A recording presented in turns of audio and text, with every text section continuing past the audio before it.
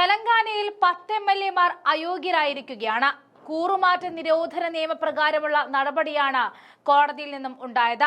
Supreme കോടതിയാണ് വിധി പ്രസ്താവിച്ചത്. ഇതോടെ 10 നിയമസഭാ മണ്ഡലങ്ങളിലേക്ക് അതിനിർണായക ഉപതെരഞ്ഞെടുപ്പിനും തെലങ്കാനയിൽ കളമൊരുങ്ങും.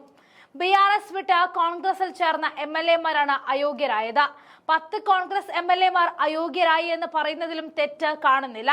തെലങ്കാന സംസ്ഥാനം രൂപീകരിച്ചതിന് ശേഷം നടന്ന 2 തെരഞ്ഞെടുപ്പുകളിലും വിജയിച്ച് അധികാരം ഉറപ്പിച്ചത് കെ ചന്ദ്രശേഖര റാവുവിന്റെ BRS ആണ്. എന്നാൽ 2023 നിയമസഭാ തെരഞ്ഞെടുപ്പിൽ തെലങ്കാനയിൽ കോൺഗ്രസ് ചരിത്രം രചിച്ചു. ആകെയുള്ള 119 സീറ്റിൽ 63 വിജയിച്ചാണ് കോൺഗ്രസ് തെലങ്കാന പിടിച്ചത്. തുടർഭരണം നേടാൻ ഇറങ്ങിയ BRS 49 സീറ്റുകൾ കൈവിട്ട് 39 മാത്രമായി ഒതുങ്ങി. പിന്നാലെ നടന്ന ലോക്സഭാ തെരഞ്ഞെടുപ്പിൽ കൂടി തോറ്റതോടെ തെലങ്കാനയിൽ BRS എന്ന പാർട്ടി ഏറെക്കുറെ അസ്തമിച്ചു എന്ന് പറയാം.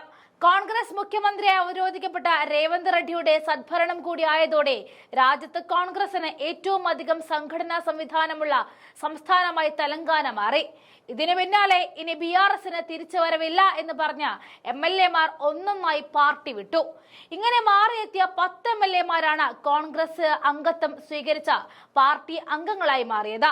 ഇതോടെ കൂറുമാറ്റ നിരോധന നിയമപ്രകാരം BRS പാർട്ടി ഈ കോൺഗ്രസ് MLA-മാരെ അയോഗ്യരാക്കണമെന്ന് ആവശ്യപ്പെട്ട് രംഗത്ത് വരികയായിരുന്നു.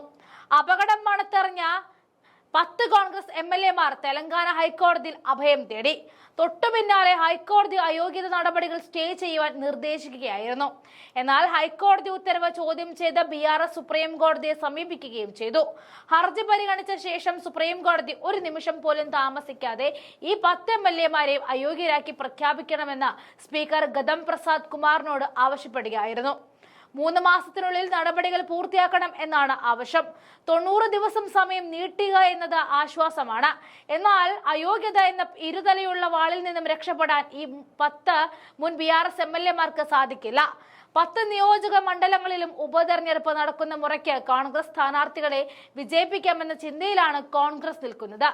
ഉപതെരഞ്ഞെടുപ്പ് വൈകാതെ പ്രഖ്യാപിക്കുമെങ്കിലും സംസ്ഥാന സർക്കാരിനെ താഴെ വീഴിക്കാൻ പോകുന്ന സ്വാധീനമൊന്നും തെരഞ്ഞെടുപ്പിന് ഉണ്ടാകില്ല. ഈ 10ലും വീണ്ടും BRS തെരഞ്ഞെടുക്കപ്പെട്ടാലും അവരുടെ MLA-മാരുടെ എണ്ണം 39 തന്നെ നിൽക്കും. കോൺഗ്രസ് സർക്കാരിനെ താഴെ ഇറക്കാൻ അതുകൊണ്ട് തന്നെ BRSന് സാധിക്കുകയില്ല. അതേസമയം ഈ 10ലും വിജയിക്കുകയാണെങ്കിൽ തെലങ്കാനയിൽ കോൺഗ്രസിന് അവരുടെ അപ്രമാദിത്വം അരക്കിട്ടുറപ്പിക്കാൻ സാധിക്കുമെന്ന് പറയാം. കേരളമടക്കമുള്ള സംസ്ഥാനങ്ങൾ നിർണായകമായ തെരഞ്ഞെടുപ്പിലേക്ക് അടുക്കുമ്പോൾ ഈ ഉപതെരഞ്ഞെടുപ്പുകളിലെ വിജയം കോൺഗ്രസിന്റെ ആത്മവിശ്വാസം ഉയർത്തുമെന്ന കാര്യത്തിൽ തർക്കമേയില്ല.